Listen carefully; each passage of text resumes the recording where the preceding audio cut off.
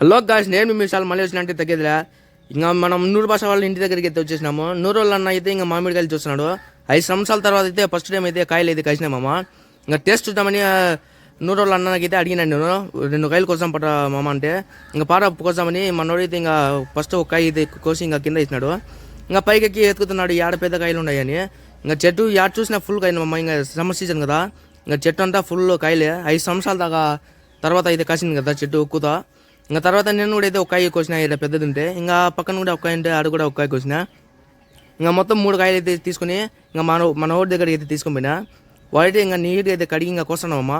ఇంకా కోస్తాలో ఆత్రంలో అయితే ఒక కాయ అయితే కింద బేసేసినాడు. ఇంకా తర్వాత మనోడైతే ఇంకా ఉప్పు కారము జీలకర్ర పొడి వేసిన, మిక్సింగ్ చేసిన.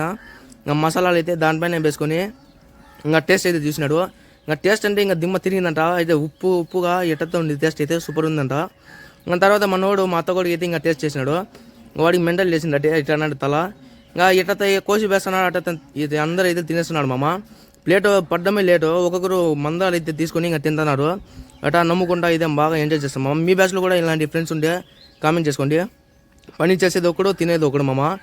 అట్లా అందరూ అయితే ఇంకా కూర్చొని ఫుల్గా అయితే ఎంజాయ్ చేసినాము. ఇంకా టేస్ట్ విషయానికి వస్తే నెక్స్ట్ లెవెల్ మామ. ఇంకా దొంగతనం కన్నా ఇదే బాగుంది మామ కాయ.